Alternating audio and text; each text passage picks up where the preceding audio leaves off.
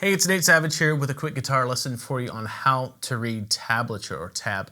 I get emails all the time asking me, Nate, I'm new to guitar, I don't know how to read tab, or I don't know what this particular element of tab is telling me to do, right? If that's you, if tab has been a mystery for you, this lesson is gonna be great. What I'm gonna do is go over just the basics of how tab works and is laid out, and then I'm gonna go over some of the more common elements you're gonna see in tab. That way, when you wanna pull up some tab to learn a song or a solo, you'll be ready to go.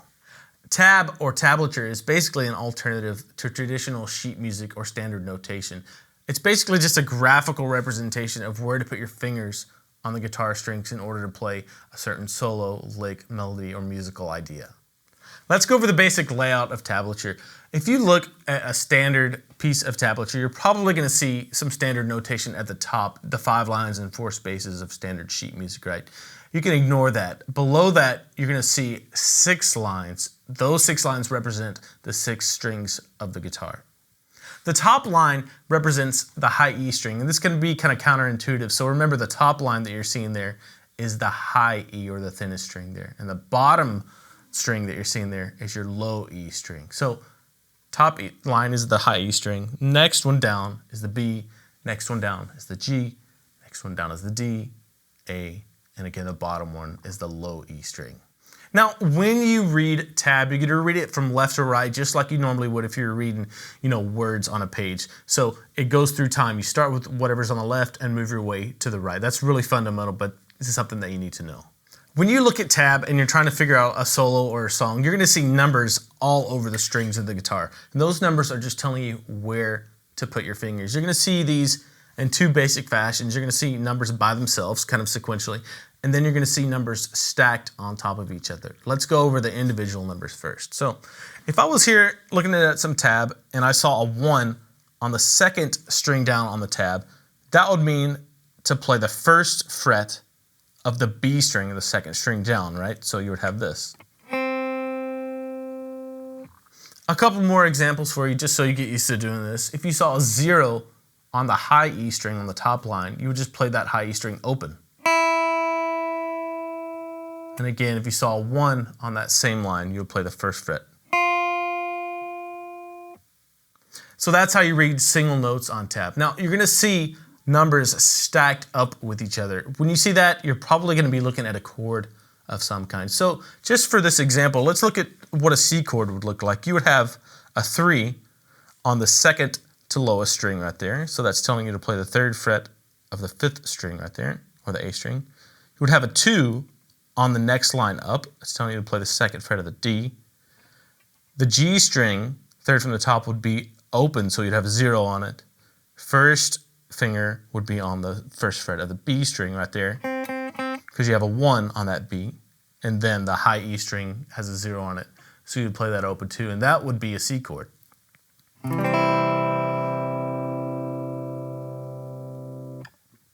So whenever you see numbers stacked like that, odds are you're looking at a chord. You'll get faster at this at interpreting what chords are and start to recognize specific ones right away. Now that you're familiar with the basic layout of tablature and how it kind of works as far as getting your fingers on the frets, I want to go over some of the more common elements that you're going to see in tab.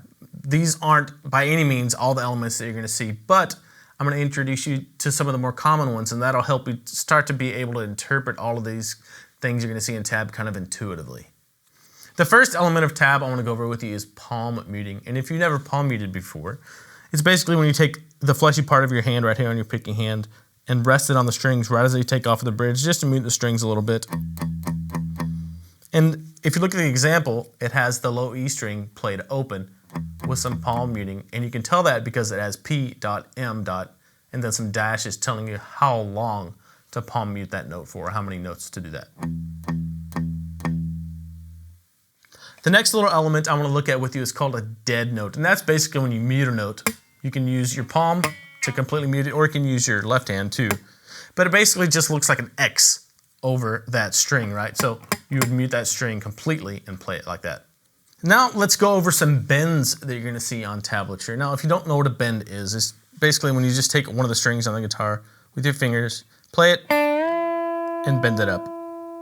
And you can tell that, like for example, that 3rd fret of the B string right there. If you play that note, and if you see an arrow next to that note, that's bent up and it says full, you're going to bend that note up one whole step or 2 frets. That's the note you're shooting for. Along those same lines, if the little arrow has a little half, like fraction next to it, you're only going to bend that note up a half step, right? So just 1 fret. So that's the note you'd be shooting for. Another common type of bend that you're going to see on the guitar is what I call a bend and release. So if you have that same kind of full step bend notated next to a fret number, you're going to see it's going to tell you to bend it up and then let it down. And that's what that means. So bend and release. Same thing goes for a half step. You can have a half step bend and then release it too. Sliding is another common element that you're going to see in a lot of solos and licks and stuff like that. So I wanted to let you know what sliding looks like. Put your third finger on the 3rd fret of the B string. You can see that number 3 on the 2nd line down. Play that note, and then you're going to see a slash to the number 5. That's telling you to slide that note from the 3rd fret to the 5th fret. So play that note, and then slide up. And you can do the same thing, only sliding down too. So you can start on the 5th fret, and then you're going to see a slash down to the 3, right? So that's sliding down from the 5th fret to the 3rd fret. Hammer-ons and pull-offs are an extremely common element that you're going to be using in solos, rhythm ideas, all this kind of stuff. So you want to be familiar with what that looks like in tab. Normally, if you were to play 2 consecutive notes, like the 3rd and the 5th fret of the G string, you would have the 3rd and then the 5th, right? Now, if you wanted to play that with a hammer-on or a pull-off, you would see a slur over those 2 notes, which is telling you to play that more legato without picking every single note. In this case, it'd be a hammer-on from the 3rd to the 5th fret, and then a pull-off back to the 3rd fret.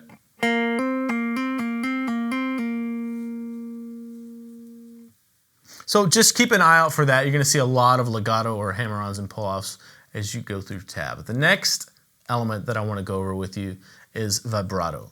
Let's go to the 5th fret of the G string, and if you pick that note and play it, you can tell you're supposed to use vibrato on it if you see a little squiggly line over the top of that note. So play that note, and just kind of bend it up and down to give it some really nice vibrato, right? And you can have like thinner vibrato right there, or not quite so wide. Or you can have really extreme vibrato.